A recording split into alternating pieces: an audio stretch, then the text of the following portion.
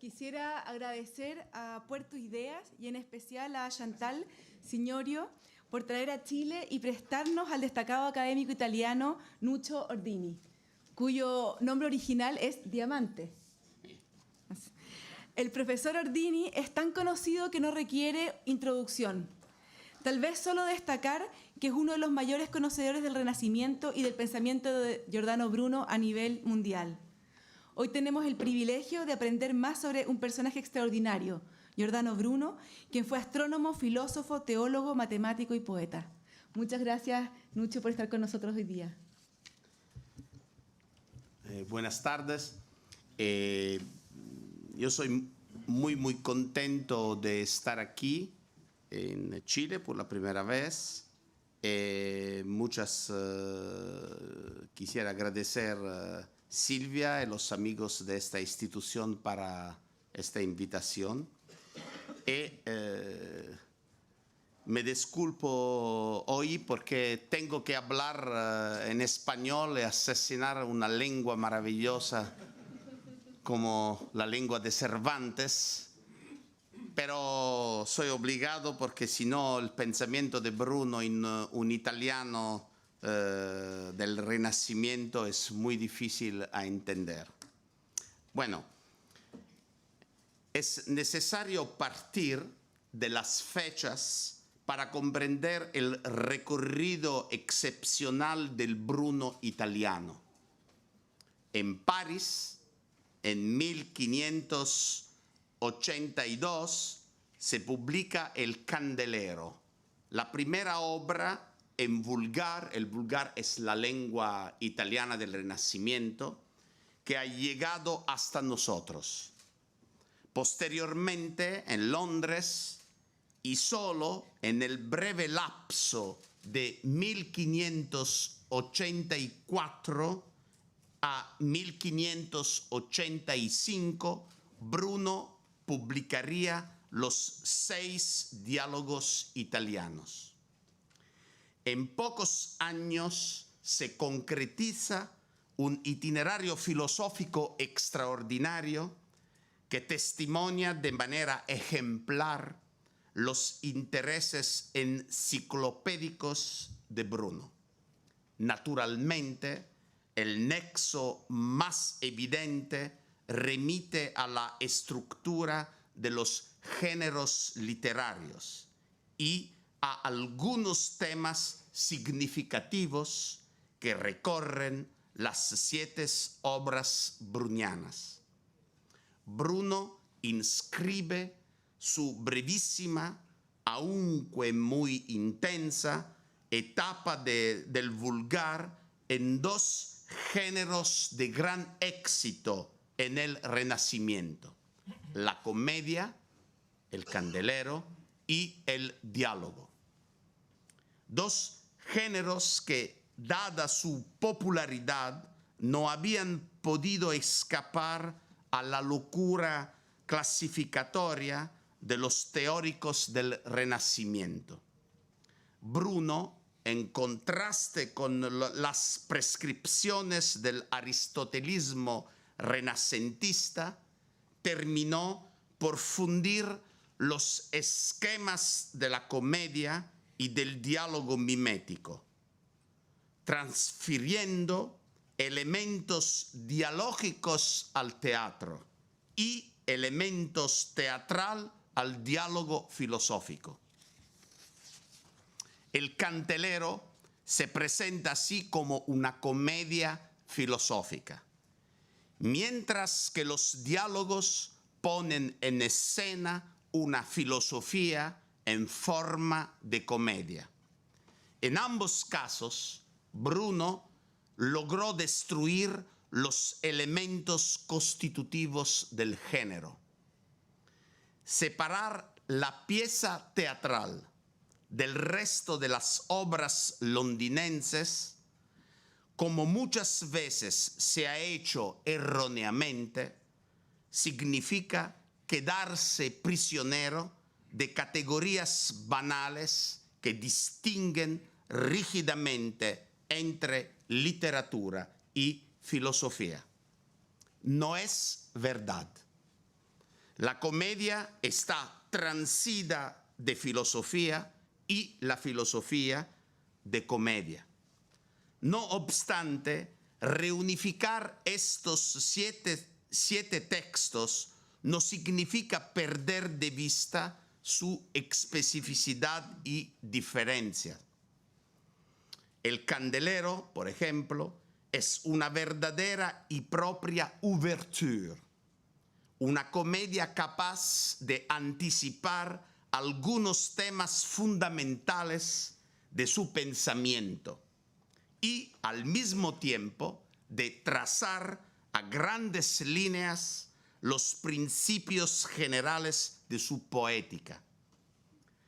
De la comedia al último diálogo, parecería que lo cómico es lo que se encarga de mantener unidos los tejidos, vivificar la lengua, regular fluidos sistólicos y diastólicos, favorecer dilataciones y contracciones. Bruno lo recuerda nuevamente y sin ambigüedades en una obra que se llama De la Causa. Primera cita.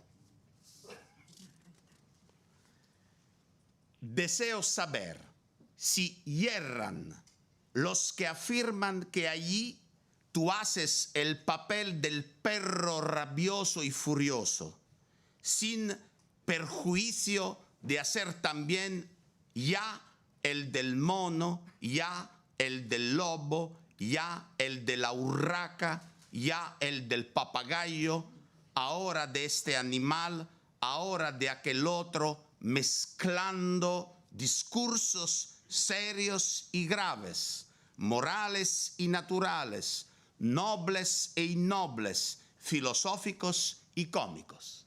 Yo creo que esto es muy claro, el pensamiento que Bruno nos transmite en esta pequeña cita. Si Bruno es capaz de crear esta extraña quimera hecha de filosofía y comedia, de serio y cómico, de risa y llanto. A partir de la fuerza corrosiva de lo cómico se comprende la frase que aparece en el frontespicio del Candelero.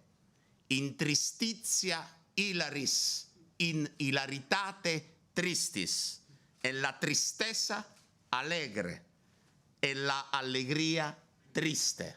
Esa es típica manera de pensar de Bruno. Y se comprende asimismo lo inútil que sería trazar límites claros y seguros entre literatura, naturaleza y filosofía. Eliminación de los límites de la cosmología, negación de la barrera poética, golpe a las fronteras de la gnoseología. El universo en cada uno de sus aspectos se presenta como completa unidad.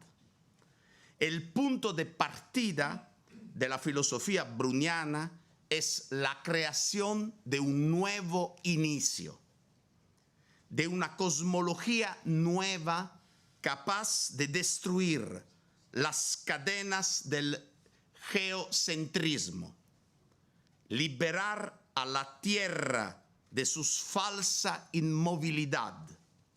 Significaba revolucionar la concepción del universo. No más una separación entre mundo sublunar y mundo celeste. Esta es una separación sostenida para Aristóteles, por ejemplo, y para otros autores. Sino, finalmente, un cosmos único, para Bruno, homogéneo, infinito, poblado de innumerables mundos. En este universo bruniano no solo hay una mezcla del diálogo y de la comedia, sino también y sobre todo una mezcla de saberes. Segunda cita.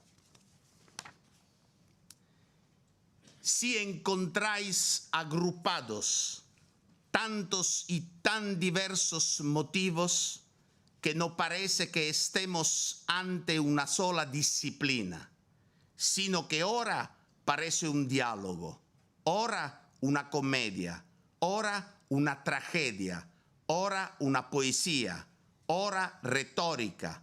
Aquí alaba, ahí vitupera, allí demuestra y enseña, y en ese otro sitio contiene física o matemática o moral o lógica. En conclusión, no hay ciencia alguna de lo que no encontréis alguna muestra. La lección, lo cómico, por Bruno, se configura también como un método de conocimiento y una hermenéutica de los textos y las cosas. La lección de Alcibíades respecto de Sócrates deja una huella profunda. Hablo del diálogo El banquete de Platón, donde hay una definición de Sócrates. Basta tomar una de aquellas estatuillas de la antigua Grecia para comprender el mecanismo.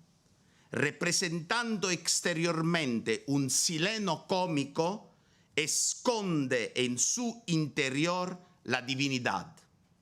Es necesario ir más allá de una mirada superficial para ver y para comprender. Quien quiera juzgar al padre de los filósofos no puede hacerlo confiándose en las reglas burdas de la fisionomía.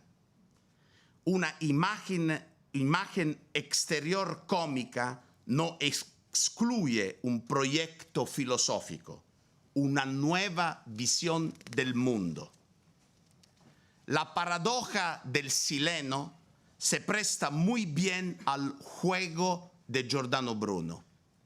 La técnica de la inversión subvierte los puntos de vista, libera los conceptos de las cadenas de la vieja lógica y impone una nueva dialéctica entre intus, lo interior, y extra, lo exterior. Sobre esta base se decide nuestra comprensión del mundo y de los textos que los describen. Sin el esfuerzo de abrir el sileno, porque en la antigua Grecia este sileno tenía una puerta. Abriendo esta puerta al interior había el tesoro, la divinidad. Bueno, para Bruno el mecanismo es idéntico. Hay el cómico, tú abres el cómico y al interior tú hay la filosofía. Sin el esfuerzo de abrir el sileno, uno quedaría prisionero del laberinto cerrado de ilusiones que domina el universo. Es necesario, pues, ir más allá de la envoltura para llegar a la esencia real de las cosas. Es la tercera cita.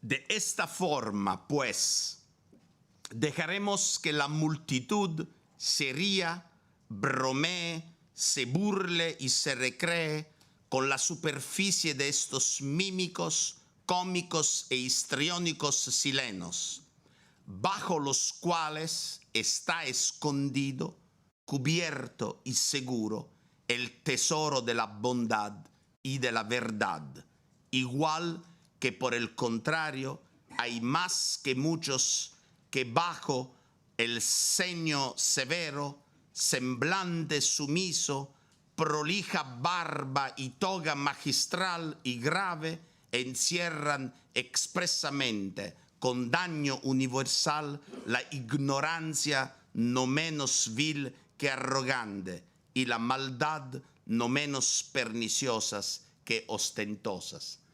Bruno tiene razón, porque muchas veces una persona que se presenta como sabio, como persona que sabe todo, abre el sabio y tú troves lo ignorante. E una persona humilde que se presenta como sí, sencillo, es diferente. Tú abres esta persona y troves como Sócrates el verdadero conocimiento. Del candelero a los heroicos furores no hay duda de que el elemento cómico asume una función importantísima. Se convierte en el instrumento principal para demoler lugares comunes, reglas sin sentido y prescripciones superfluas. No es difícil encontrar en la comedia algunos temas que Bruno desarrollará en la expulsión de la bestia triunfante, un diálogo filosófico publicado a Londres. Basta pensar en la fábula del asno y el león, contada por Sanguino, un personaje del Candelero. Tenemos una situación muy obscena, una historia licenciosa que provoca la risa, pero la agudeza del asno revela la capacidad de saber aprovechar la ocasión. Es una idea muy conocida de Maquiavel, aprovechar la ocasión. El pacto entre el asno y el león invoca una lealtad recíproca. Al atravesar el río por turnos, uno cargará al otro. En la primera travesía, el león, por temor de caerse en el agua, cita, le iba clavando las uñas en la piel cada vez más y más, de suerte que a ese animal le llegaron hasta el huesos. Fine cita. 8 días después, sin embargo, le tocó al asno acomodarse sobre el lomo del compañero. Cita número 4.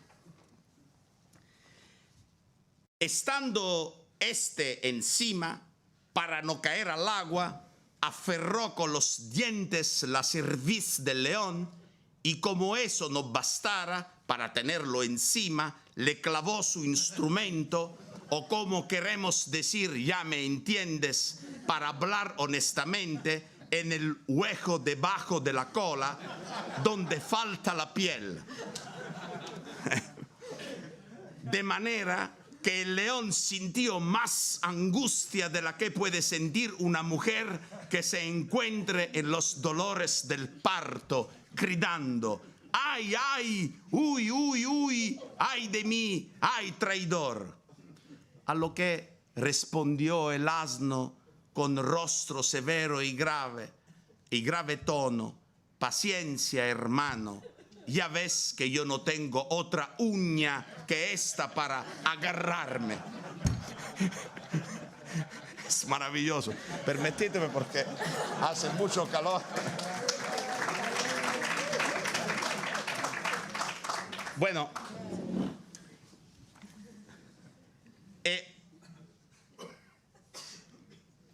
y de este modo fue necesario que el león sufriera y aguantara hasta que hubieran cruzado el río.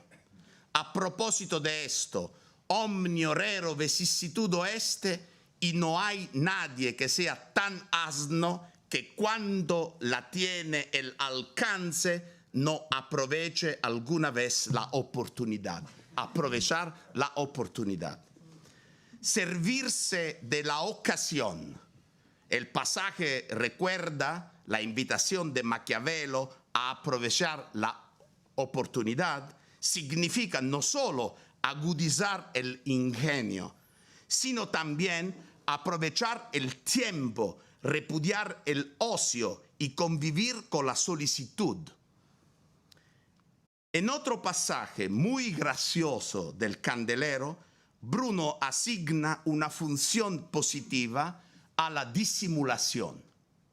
La disimulación es un tema, subiecto muy importante en el Renacimiento. Normalmente la disimulación se considera como negativa, porque es un engaño.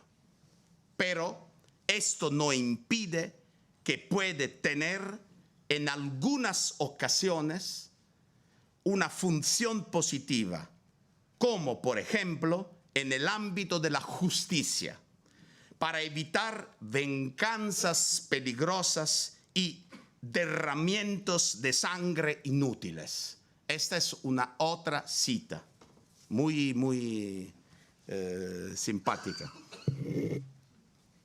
En cuanto a la parte de alto rango, la justicia le causaría grandísimo perjuicio e injuria, porque el castigo que se da al que planta los cuernos no compensa el vituperio que viene a causar a un personaje de alta posición, al hacer su vergüenza pública y notoria a los ojos de todo el mundo, de suerte que es mayor la ofensa que sufre de la justicia que del delincuente mismo.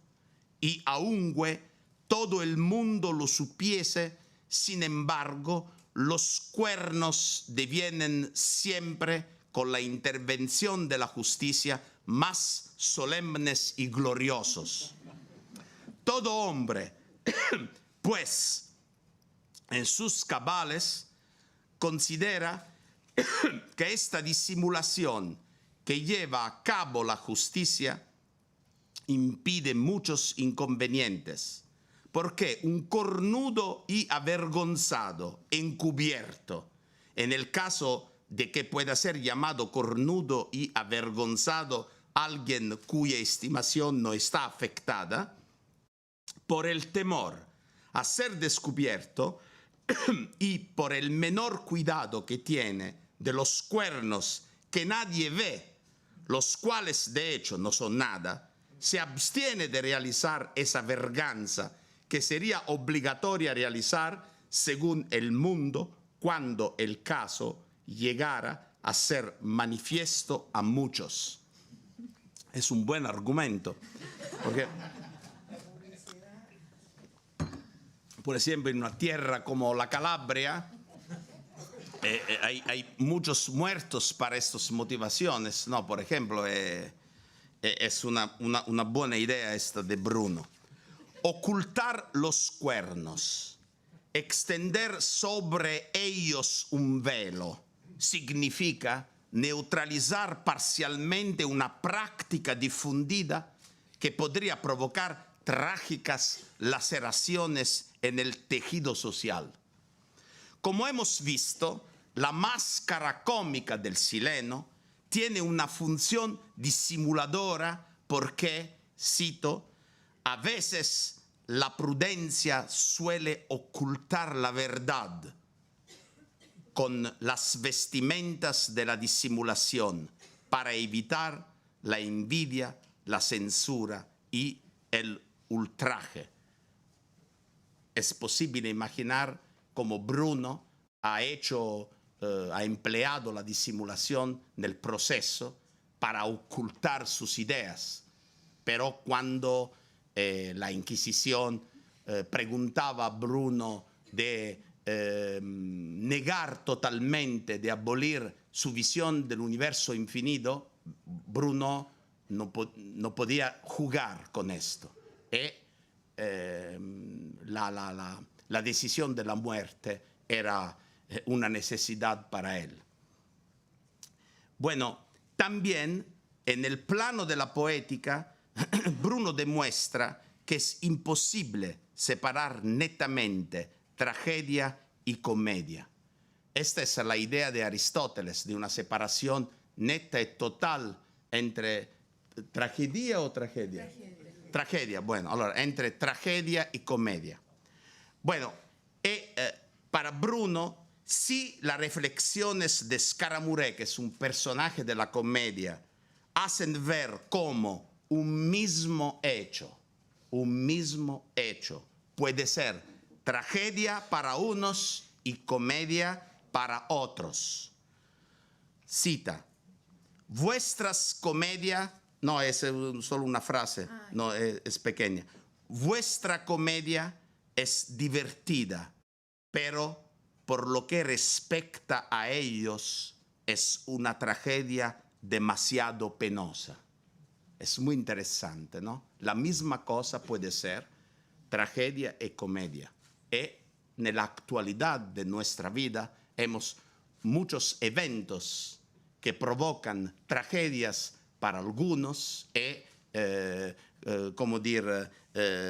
comedia para otros.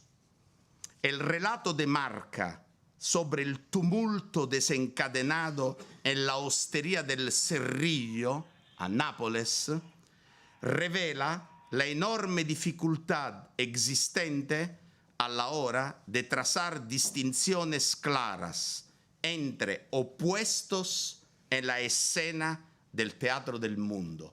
Para Bruno, el teatro de la vida y el teatro de la literatura es la misma cosa.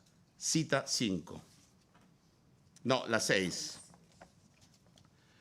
Acudieron muchos, de los cuales unos se lo tomaban a broma, otros mostraban su pesar, unos lloraban, otras reían, unos daban sus consejos y otros sus buenas esperanzas, unos ponían una cara y otros otra, unos se expresaban de una manera y otros de otra. Era como ver a la vez una tragedia y una comedia. Había quien tocaba a gloria y quien ha muerto. En fin, quien quiera ver cómo está hecho el mundo, debería desear haber estado presente. A través de lo cómico, Bruno nos habla también de su cosmología, de su concepción del universo infinito. Bruno nos hace ver que ninguna muralla encierra el cosmos y que nuestro sistema solar puede ser uno de los tantos sistemas que pueblan el infinito. Bruno nos muestra que la Tierra no está en el centro, que el hombre no está en el centro del centro y que la noción de centro absoluto es una mentira. En el universo infinito, el centro no existe porque no está en ningún lugar. Y por lo hecho que no está en ningún lugar, puede estar en todas partes. Solo podemos hablar de centro en sentido relativo, con la consecuencia de que cambia radicalmente nuestra forma de razonar. La experiencia del centro puede ser vivida únicamente por el individuo singular. No es posible hablar en general de hombres, de plantas, de animales, de astros, no, sino de aquel hombre, animal o astro específico o de aquella planta en particular. En el universo infinito, tanto los agregados atómicos más grandes como los más pequeños gozan de igual dignidad. La más minúscula pulga está en el centro del universo, al mismo nivel que el planeta más grande. Es una revolución maravillosa de Bruno, ¿no? Estropear todas jerarquías en el mundo, porque el hombre más rico y el pequeño campesino son igualmente en el centro del universo y no hay una diferencia. Reconocer en cada individuo singular la misma dignidad significa poner la vida en el centro del universo infinito. Una vida infinita que alimenta y mueve cada cosa, que tiene valor en sí misma, independientemente de cualquier jerarquía. Basta releer esta página espléndida de la expulsión para entender cómo hasta los detalles más pequeños están en el centro de la preocupación de Júpiter. Una vez más, Bruno desarrolla un tema importante en clave cómica. Mercurio desciende sobre la Tierra en Nola. Nola es el pequeño pueblo de nació Bruno, ¿no? A 45 kilómetros de Nápoles. Sobre la Tierra en Nola para llevar a cabo una serie de encargos asignados para el Padre de los Dioses. En la cita 7. Ha ordenado Júpiter que Vasta, la mujer de Albencio, mientras se quiera rizar los cabellos de las sienes, se quema 57 por haber calentado demasiado el hierro, pero que no se abrase la cabeza y que por esta vez no blasfeme cuando siente el tufo, sino que lo aguante con paciencia. Ha ordenado que el faldón que el maestro danese corte sobre el banco se estropee, que de las tablas del lecho de Constantino se vayan 12 chinches y se marchen al cabezal, 7 de los mayores, 4 de los más pequeños, 1 de los medianos, y de lo que deba ser de ellos dispondremos esta noche a la luz de la vela. Ha ordenado que a los 15 minutos de esa misma hora, a la vieja de Fiurulo se le caiga la tercera muela que tiene la mandíbula inferior derecha, a causa del movimiento de la lengua al pasar para cuarta vez el paladar, cuya caída se producirá sin sangre y sin dolor, porque dicha muela ha llegado ya al término de su trepidación, que ha durado justo 17 revoluciones anuales de la luna. Ha ordenado que Ambrosio despache y resuelva el asunto con la mujer a la 120ª investida y que no la preñe esta vez, sino la próxima con el semen en que se convertirá el puerro cocido que se está comiendo en ese instante con mermelada y pan de mijo. Allora, es maravilloso pensar que Júpiter tiene estas preocupaciones. ¿Por qué? Porque la vida del molar de la vieja de Fiurulo son pequeños personajes de nada de este pueblo de Bruno, ¿no? Realmente existidos. Bueno, Bruno se divierte a hablar de esta gente para hacer comprender a los lectores que las cosas pequeñas son muy importantes, dignitosas en el mundo. Es maravilloso.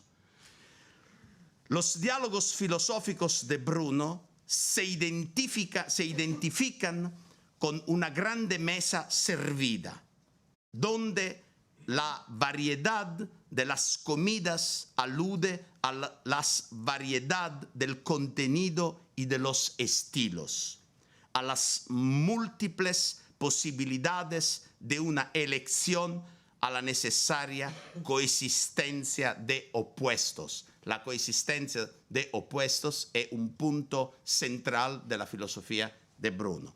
Cita, es la 8.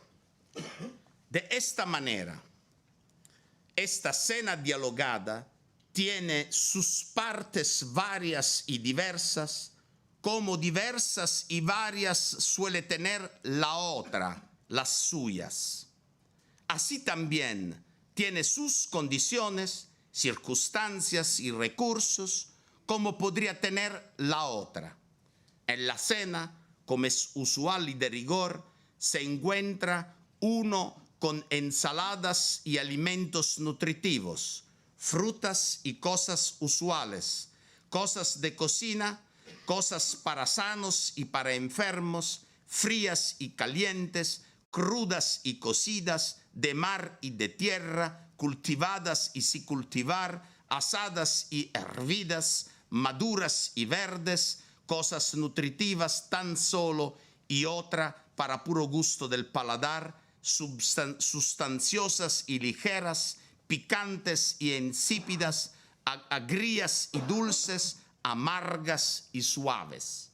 Así, y por cierta consecuencia, en la otra cena han aparecido oposiciones y controversias adaptadas a los contrarios y diversos estómagos y gustos que quieren hacerse presentes placenteramente a nuestro ideal de simposio, a fin de que no haya quien puede lamentarse de haberse llegado en vano, y para aquel a quien esto no le guste, puede servirse de aquello otro.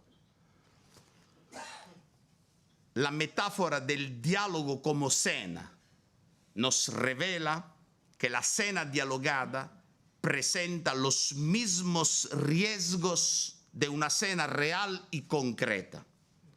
También en un banquete, como en la vida, la alegría trae consigo el dolor y el placer da paso al sufrimiento.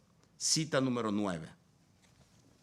Verás que tampoco en esto es diferente nuestra cena de cualquier otra cena que darse pueda.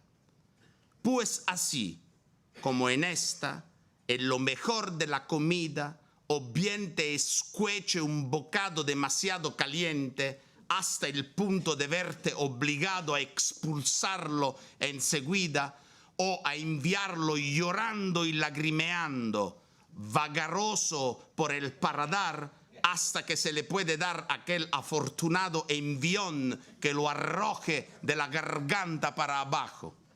O bien, un diente de pronto te entra a doler agudamente, o bien te se intercepta la lengua y vienes a mordértela con el pan, o bien una piedrecilla viene a romperse y pegotearse entre tus dientes para hacerte devolver el bocado, o bien algún pelo o cabello del cocinero te se pega en el paladar hasta tal punto que casi vomitas, o bien se detiene una espina de pescado en la garganta y te hace toser suavemente, o bien se te atraviesa un huesecillo hasta ponerte en peligro de ahogarte.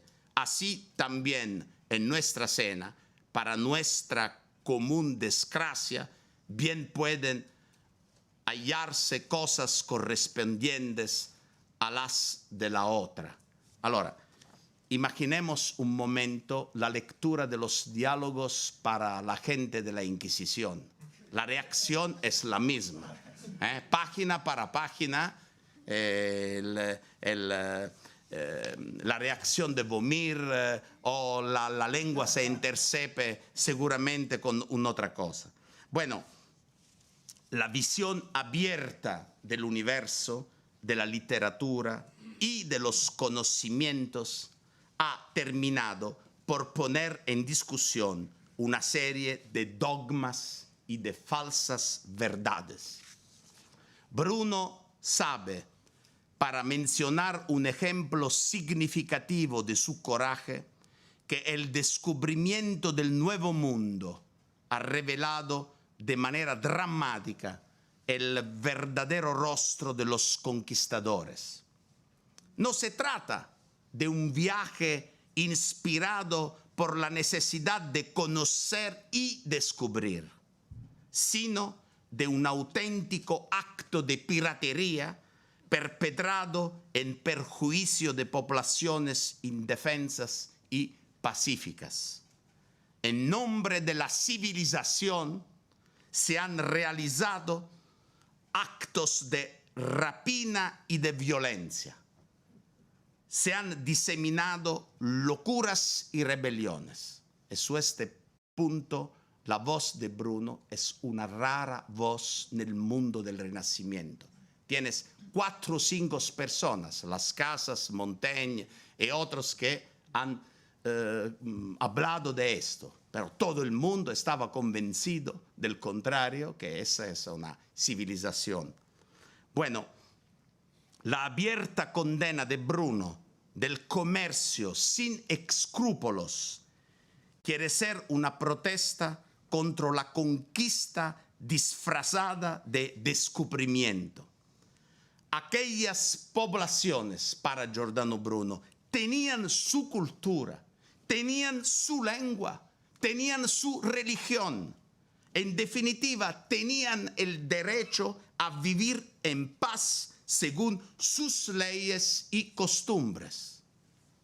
No obstante, el desmesurado afán de lucro ha transformado a presuntos marineros motivados por el deseo de conocimiento en viles piratas sedientos de oro y plata. Palabras fuertes que se unen a unas pocas voces valientes de denuncia. La denuncia nos hace pensar en la brevísima relación de la destrucción de las Indias de Bartolomé de las Casas, publicada justamente en 1582 en traducción francesa por la imprenta de Guillaume Julian, el librero parisino que ese mismo año imprimirá El Candelero, ¿no? Es una coincidencia muy interesante porque esta editorial de París había una política muy clara. El texto de la traducción francesa de Las Casas es El Candelero de Bruno. Es una posición política muy clara. Este conflicto entre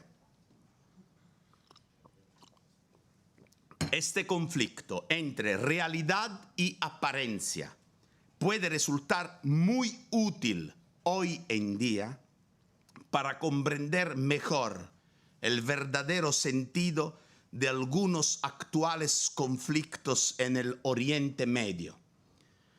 Hay quien ha intentado hacernos creer que era necesario descargar toneladas de bombas para asesinar mujeres, niños, viejos, enfermos, en nombre de la civilización, de la libertad y de la democracia.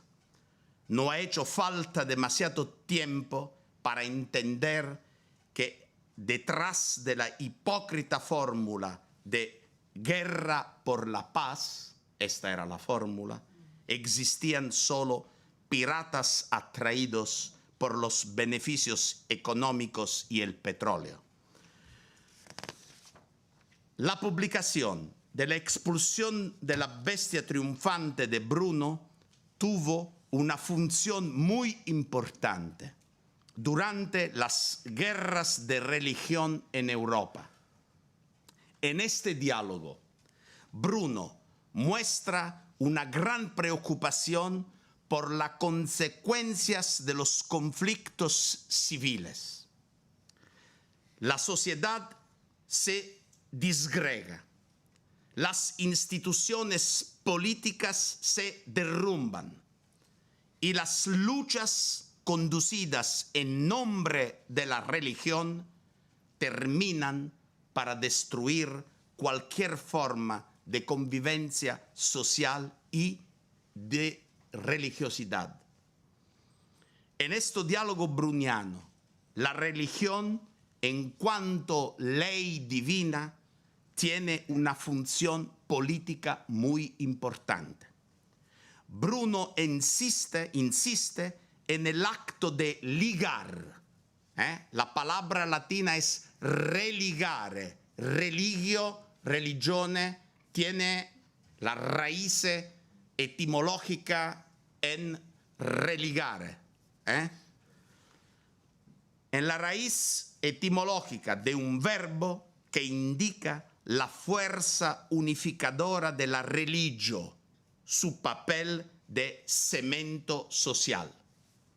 Además, Júpiter lo afirma varias veces a lo largo de sus intervenciones.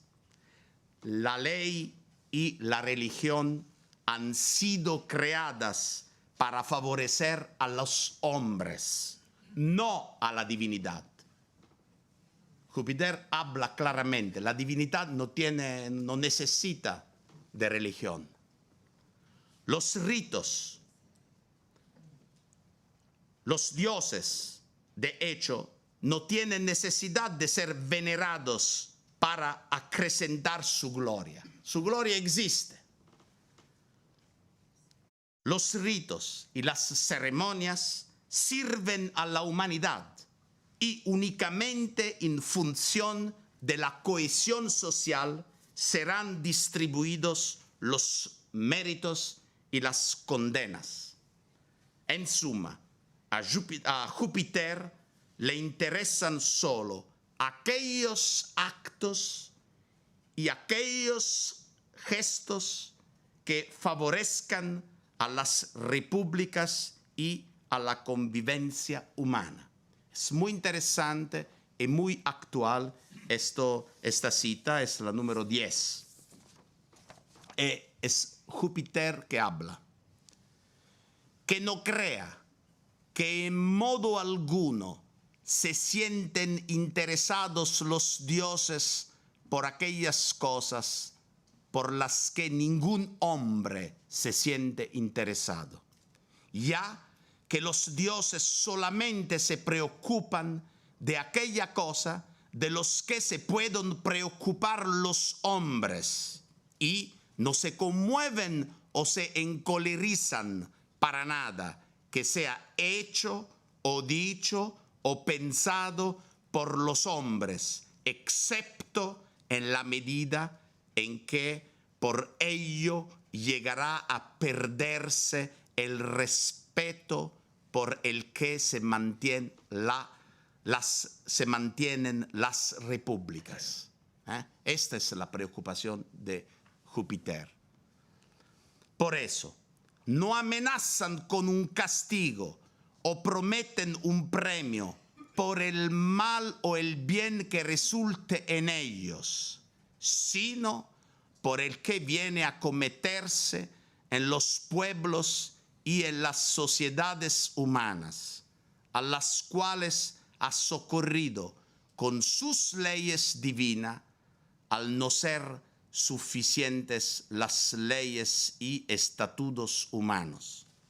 Por lo tanto, es indigno, necio, profano y censurable pensar que los dioses buscan la reverencia, el temor, el amor, el culto y el respeto de los hombres por otro fin y utilidad que el de los hombres mismos, ya que al ser ellos gloriosísimos en sí, han hecho las leyes no tanto para recibir gloria, como para comunicar la gloria a los hombres. Es un pasaje muy, muy claro.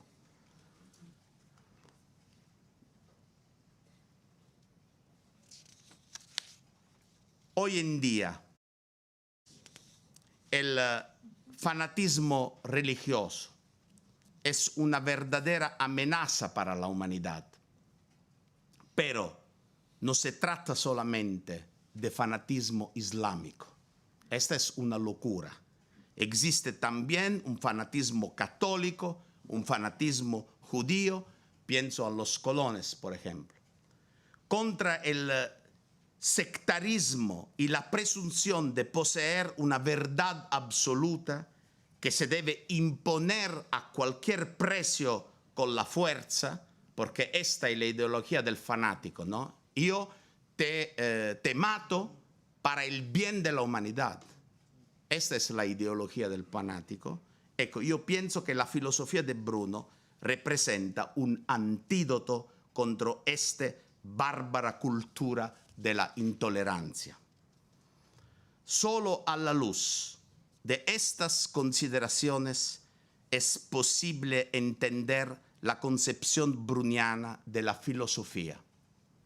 Para Bruno, el filósofo se coloca entre dos extremos.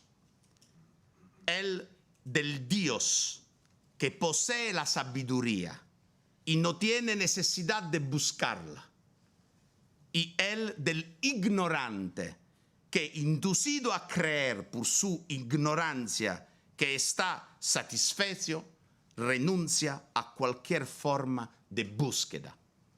En las dos figuras, por exceso o por defecto, no hay tensión hacia el conocimiento. Por el contrario, el filósofo no sabio, consciente de su ignorancia y de la distancia que lo separa de la sabiduría absoluta, sabe que su tarea es ejercitarse en la sabiduría y mantener siempre vivo el amor por ella. En ello radica la esencia de la filosofía. Para Bruno, solo la persecución y la caza, esta es la metáfora, ¿no? Montaigne emplea la misma metáfora de la caza, el filósofo como cazador de la verdad.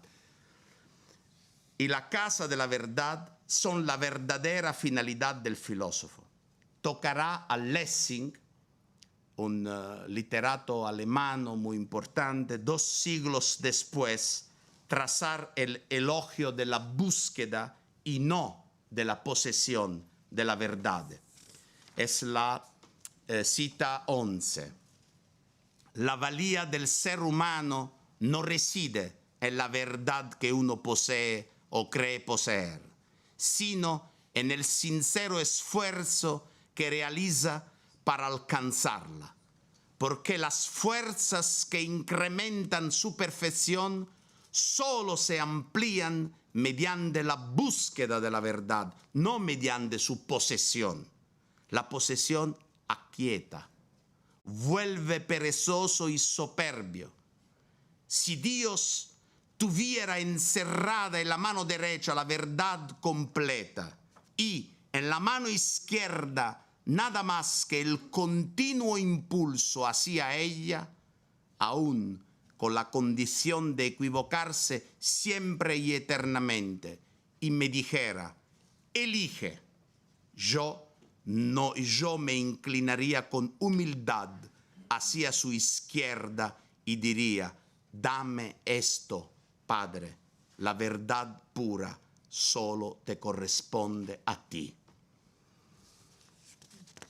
Como hemos visto, en las obras italianas de Bruno, cada palabra, cada grafema trazado contribuye de manera indiscutible a construir la imagen de un universo en el que vida y filosofía, biografía y literatura se identifican hasta confundirse la una en la otra. La misma radicalización de esta identidad impulsa al nolano a escribir en lenguaje filosófico la propia vida, a transformarse él mismo, Bruno, en materia filosófica. Aquí la palabra se transforma en vida y la vida en palabra. Bruno escribe sus obras, pero esas obras al mismo tiempo escriben su existencia.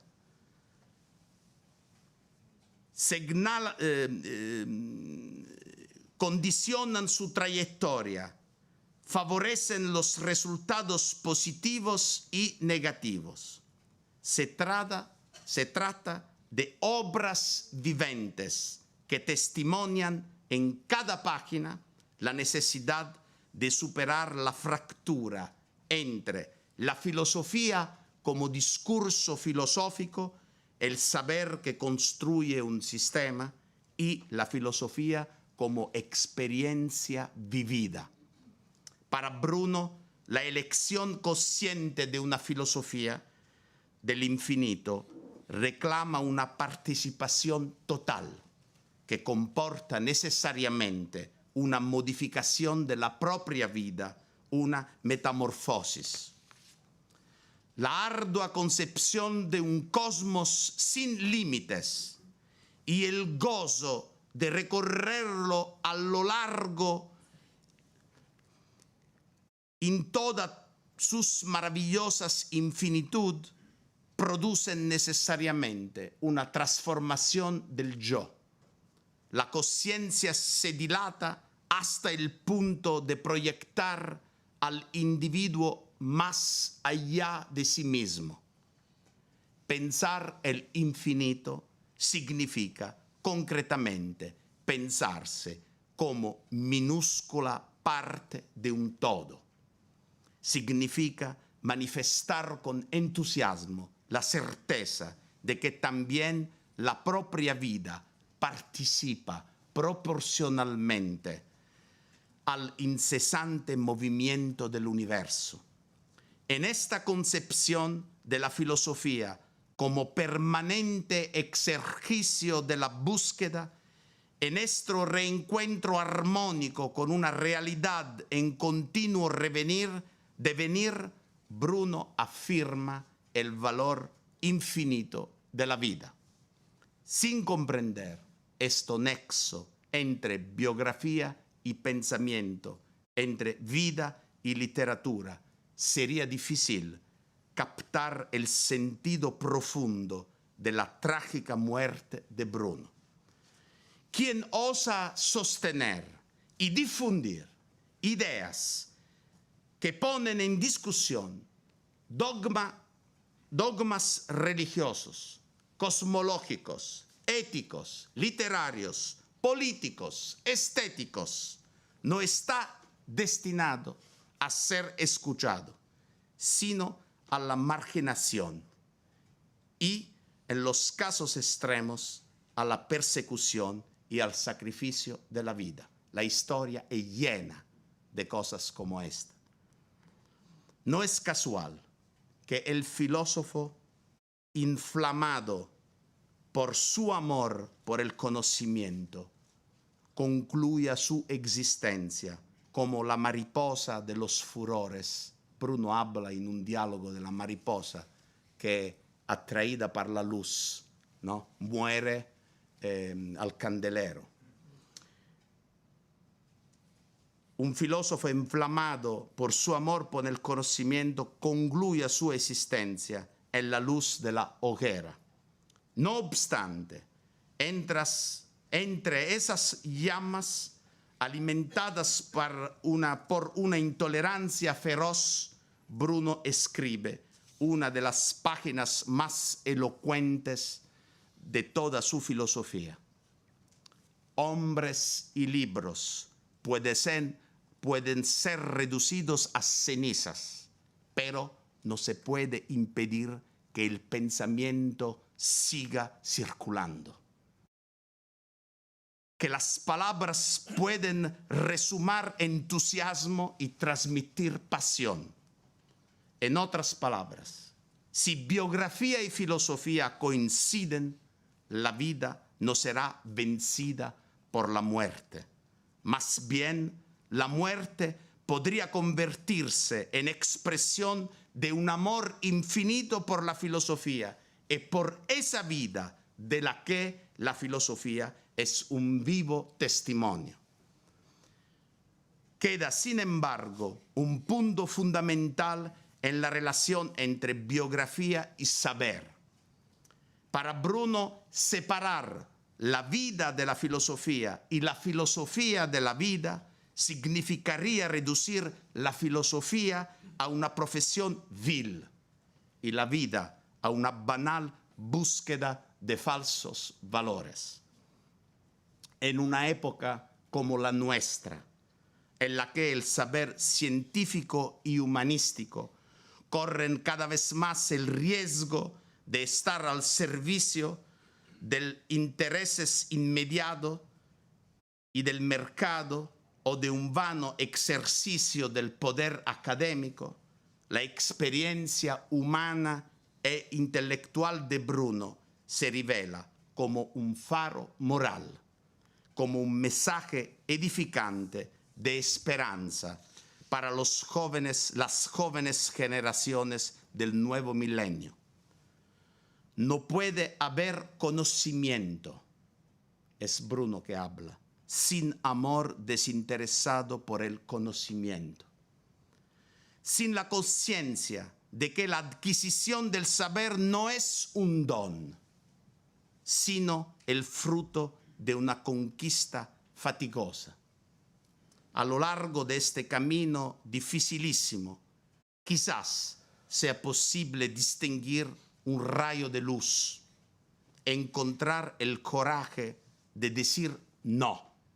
Y hoy hemos perdido este coraje de decir no. Yo lo veo en la destrucción programada en todo el mundo de la instrucción, de la escuela, de la universidad. Nos vivimos como nel Panteón, en las ruinas del Panteón en Atenas. Es la misma cosa, pero no sabemos que es una ruina.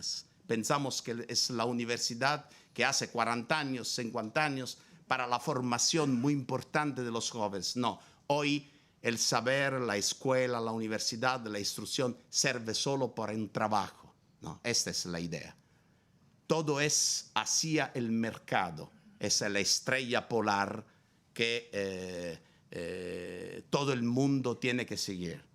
Bueno, yo pienso que es muy importante el coraje de decir no, es saberse diferenciar y no dejarse devorar pasivamente, como decía Italo Calvino, por el infierno que nos rodea. Me gusta terminar con esta cita de Calvino de una novela muy, muy importante, Las ciudades invisibles. Creo que sea esto la traducción de Calvino. Es una obra maravillosa. Es un diálogo entre Marco Polo, que viaja, y el Kublai Khan, el conquistador. Kublai Khan no conoce las ciudades que las armadas de Kublai Khan han conquistado. Él no conoce. Pero Marco Polo visita las ciudades y habla de esta visita a Kublai Khan. Y en el diálogo entre Kublai Khan y Marco Polo se habla del infierno. Esta es la cita. El infierno de los vivos no es algo que será. Hay uno. Es aquel que existe ya aquí. El infierno que habitamos todos los días, que formamos estando juntos. Dos maneras hay de no sufrirlo. La primera es fácil para muchos, aceptar el infierno y volverse parte de él hasta el punto de no verlo más. La segunda es peligrosa y exige atención y aprendizaje continuos. Buscar y saber reconocer quién y qué en medio del infierno no es infierno, y hacerlo durar y darle espacio. Muchas gracias.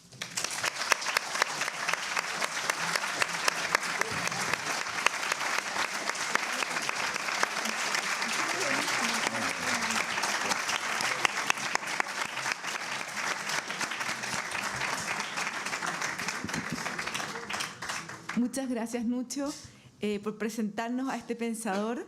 Quisiera dar la palabra al público. Vamos a recoger preguntas si tienen.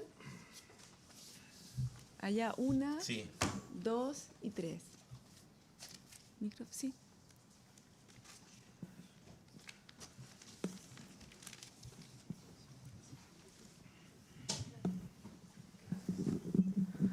Buenas tardes, muchas gracias por su... Con una preghiera de hablar lentamente. Sí, sí. Para comprender. Bueno, Muchas gracias por su conferencia. Quisiera preguntarle, dentro de mi desconocimiento de la obra de Bruno, ¿cuál es su vínculo con la comedia clásica? ¿Qué conoce, qué no conoce de Aristófanes, por ejemplo? Me gustaría si pudiera referir a eso. ¿Al lado? ¿Puedo responder? Recogimos. Ahora, ¿me puede...? Tengo que prender... Hay una... lápiz que hay que... Sí, una cosa, porque si no olvido. Muchas gracias. Allora, comedia clásica.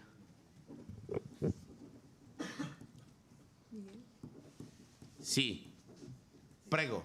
Muchas gracias. Disfruté mucho su conferencia.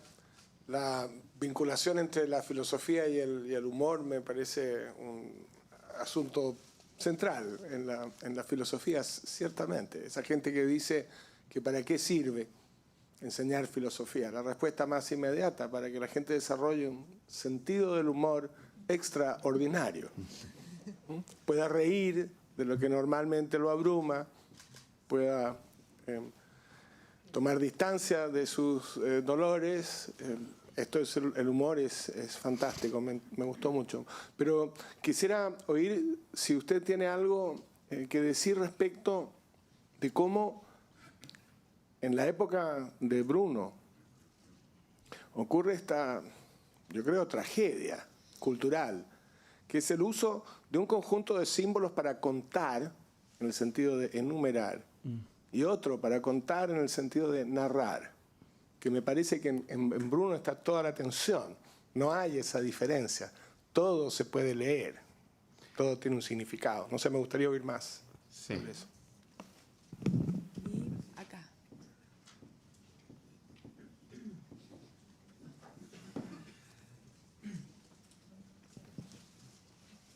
Nucho, sono Ricardo. Quiero agradecer su charla y quedé un poco, muy bien sorprendido cuando cita a Júpiter sobre esta vieja de Fiorulo, de la muela, y después justamente el puerro cocido con mermelada, con pan de mijo, que se transforma más tarde, se transformará en el semen de su próximo hijo. Qué interesante por el hecho de que es tan cómico por un lado, pero es tan serio por el otro lado, porque ahí justamente él define esa noción de macrocosmos y microcosmos, ¿no? De una manera tan simple y burla, por otro lado, toda esa idea de la transustanciación, ¿no? Porque si uno dice, que se convierte un puerro cocido en un ser humano, ¿no? O sea, ¿cómo burla de cierta manera la Iglesia de esa manera? Claro. Yo lo encuentro formidable, o sea, sí. ¿Cómo lo logra? ¿No? Sí. Eso quería solamente. Sí, muchas gracias. ¿Y la última pregunta ya? Es una última pregunta. Le agradecemos que haya venido a Chile y que Puerto de Ideas nos lo haya compartido. Debo agradecer eso, porque sé que tenía una agenda apretada. Yo he estudiado Bruno desde mi juventud. Bueno. Y cuando en alguna oportunidad pude viajar, estuve en Campo de Fiori admirando su estatua. Y Y quería decir algo que tal vez me ayude a entenderlo, que tiene que ver con la teoría del conocimiento de Bruno. Analizando su vida, él abandona la iglesia arrancando cuando venía este segundo proceso de la Inquisición a la edad de 28 años, si no me equivoco. ¿A la edad de? 28 años. No me recuerdo en este momento la fecha precisa, el año de Bruno, pero el primer proceso es en Nápoles mismo, y es la idea que Bruno parte para abandonar la Italia para esta cosa. Sí. Bueno. Entonces, él es apresado a los 44 años y pasa 7 años preso y muere en 1600. Entonces, lo increíble es que entre los 28 y los 44 años solo hay 16 años. Y yo una vez me reconstruí la bibliografía, lo que él escribió, y sumé 50 libros, 50 obras, 50 trabajos. Y esos 50 trabajos, excepto 2 que escribió cuando estaba en la iglesia, los escribió en esos 16 años. Es de una productividad asombrosa. Entonces, como él también habla de algunos movimientos astronómicos que no estaban descritos en su tiempo, y yo quería consultarle, ¿cuál es la vía de conocimiento que tiene Giordano Bruno? Porque en esos 16 años él pasó huyendo. Él no estuvo en una universidad como académico estudiando, él estuvo trabajando y corriendo. Entonces, ¿cómo un hombre puede conocer tanto y tan profundamente? ¿Qué hay de esa teoría del conocimiento? ¿Cómo conoce Bruno? Porque eso sí que nos interesa en el presente. Claro. Muchas gracias. Allora, todas son maravillosas preguntas.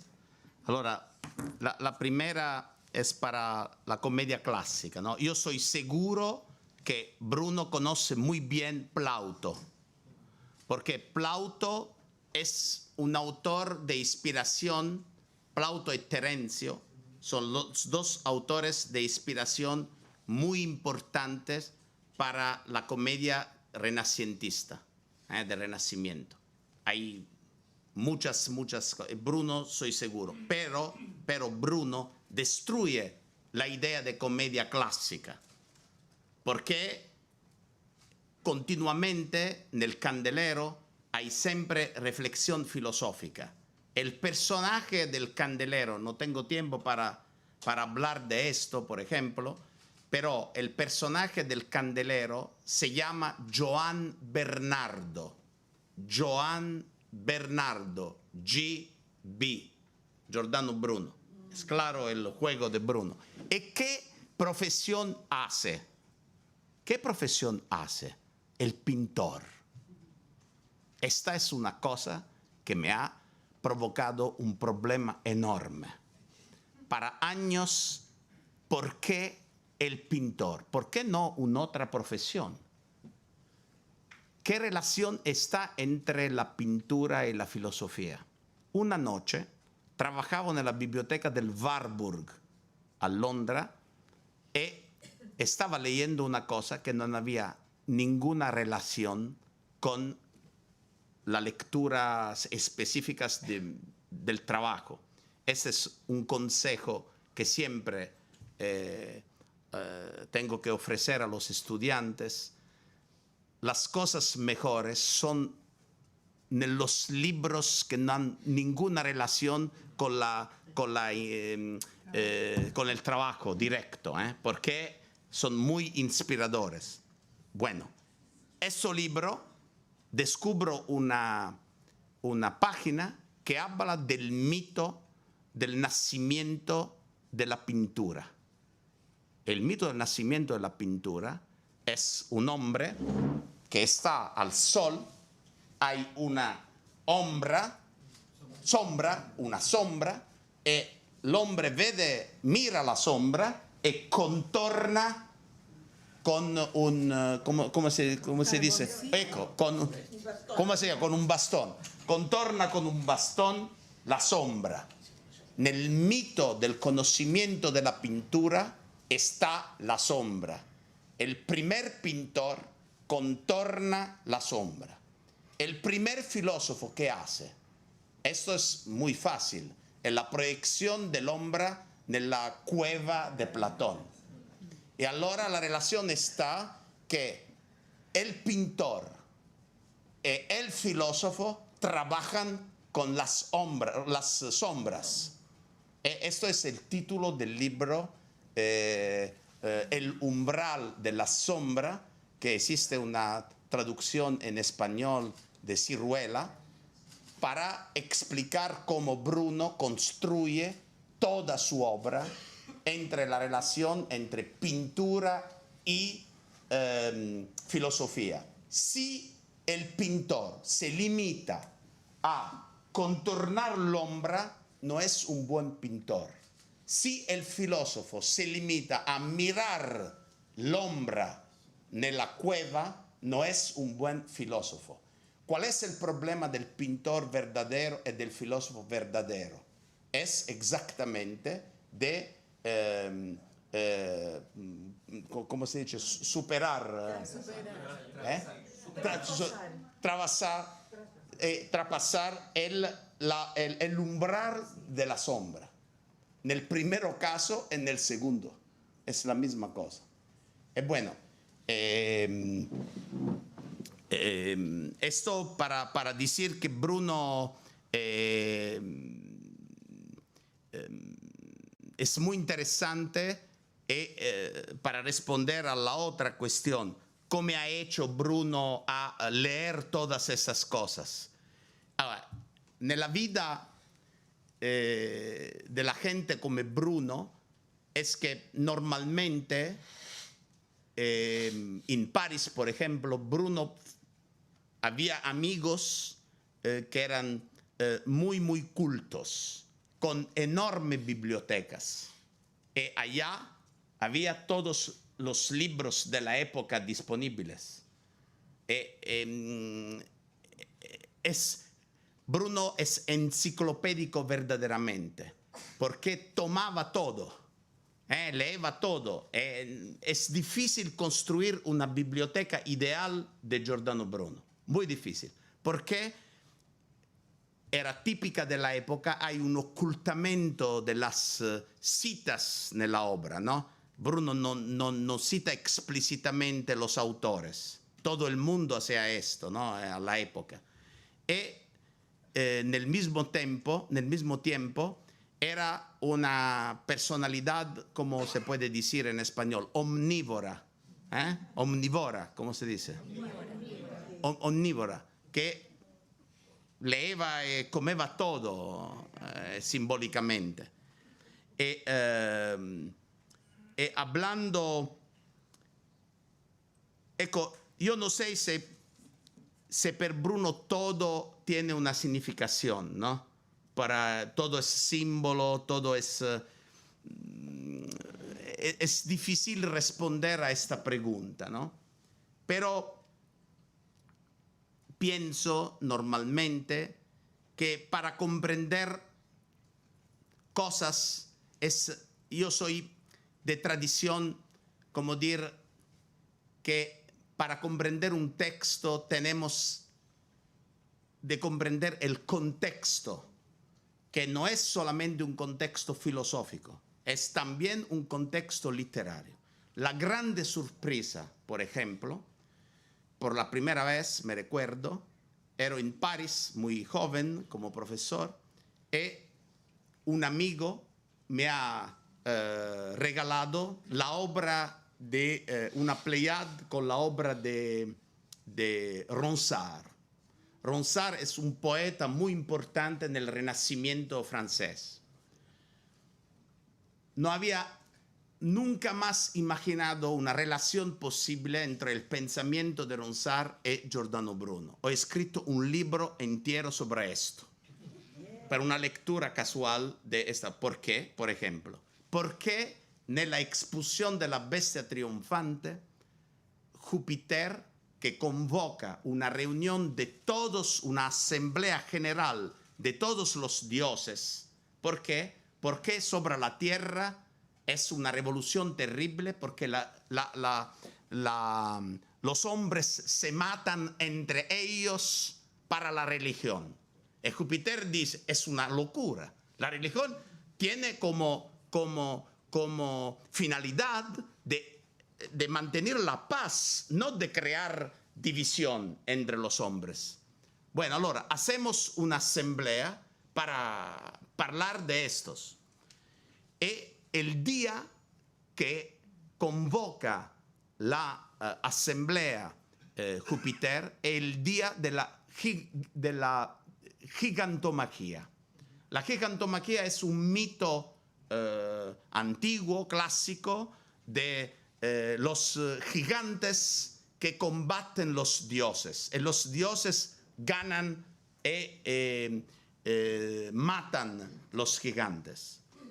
Allora, todos los textos, los comentarios a la expulsión de la bestia triunfante explicaban es un riferimento al mito antiguo de la gigantomachía. Ma Sá no explica nada. ¿Por qué la gigantomachía? ¿Por qué? Bueno, hay este mito muy presente en la poesía de Ronsard. ¿Y cuál es el mito? Es exactamente la guerra de religión que explode en Francia en los años, a la fin de los años 50. ¿Qué hace? Que para Ronsard, Júpiter es el rey que destruye los gigantes que son los protestantes. Por Bruno, toda la expulsión de la bestia triunfante es contra los fanatismos de los protestantes. Y ahora tienes como comprender que Bruno, empleando este mito, habla a un público de lectores que saben que es una cosa contra los fanáticos. Pero es la literatura que emplea este mito que te permite de comprender una página de filosofía. Eso es, por ejemplo, una idea que Bruno, después he mostrado que Bruno seguramente conocía Ronsard y la poesía de Ronsard. Porque Bruno ha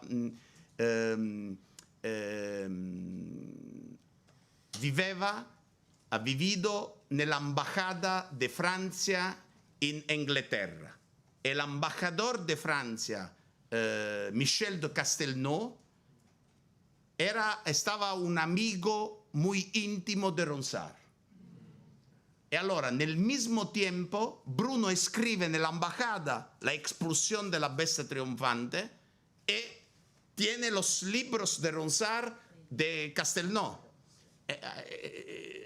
Para reconstruir todo esto es una fatiga enorme. ¿Por qué? Porque no tienes de Bruno no tienes una carta. Es curioso. No hay una carta de Bruno, porque una vez que la Inquisición te quema, tener una carta en su casa es un acto de complicidad, es como tener hoy un acto del ISIS en una casa, es la misma cosa. Bueno, allora, esto para... la otra cosa, ¿para qué sirve? ¿No? La cuestión, ¿para qué sirve la filosofía? Usted dice, justamente, la filosofía puede servir para otras cosas, pero las respuestas de Aristóteles en la metafísica es muy interesante. Cuando me preguntan para qué sirve la filosofía, la respuesta es la filosofía no sirve. ¿Por qué? La filosofía no es servil. La filosofía te enseña la libertad y la filosofía no es una cosa que te enseña la esclavitud, no es el contrario. No sirve porque no te rendes siervo de nada, esclavo de nada. Es una respuesta muy, muy interesante. Allora, la burla de la Iglesia. Efectivamente, en la página de todos los ejemplos de Nola hay una parodia de cosas bíblicas e evangélicas. Por ejemplo, hay un pasaje de Mateo en el Evangelio que habla de los cabellos de la providencia que se ocupa de los cabellos de un personaje, no me recuerdo. Bueno, Bruno prende estas cosas y las ridiculiza en un discurso muy noble. ¿Por qué?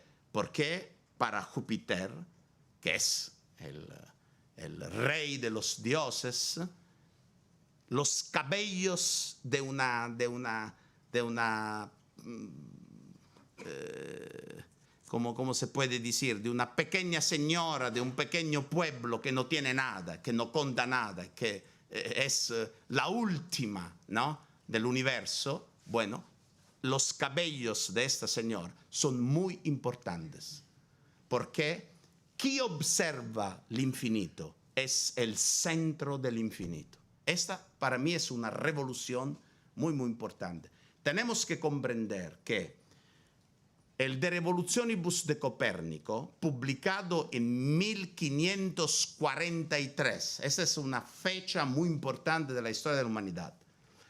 Bruno es el primero filósofo que comprende la verdadera revolución de Copérnico, porque el debate del De Revolutionibus de Copérnico entre 1543 y 1584, que es la publicación de las Cenas y las Cenizas de Bruno, es un debate exclusivamente entre matemáticos.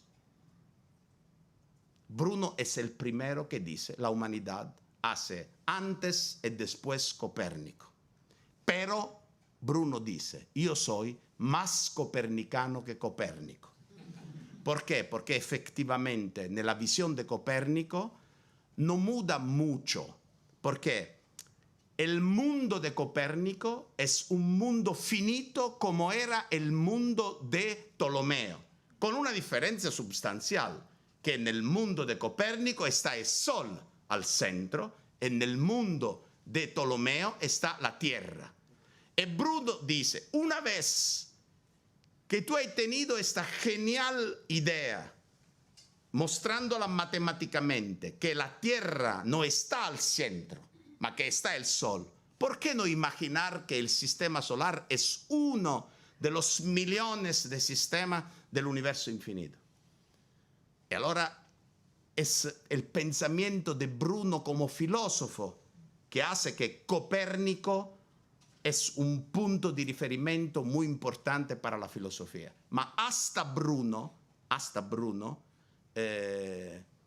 la discusión, el debate, el diálogo es entre matemáticos. No hay una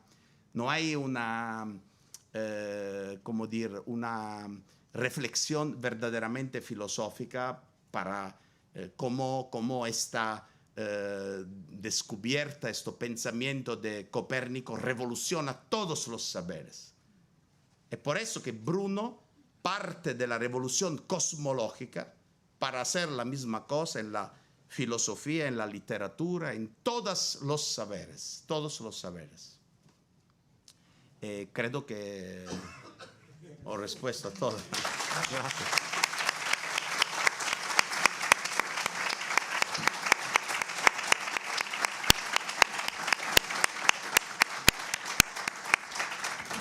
Muchas gracias, Nucho, y muchas gracias a ustedes. Hasta una próxima oportunidad.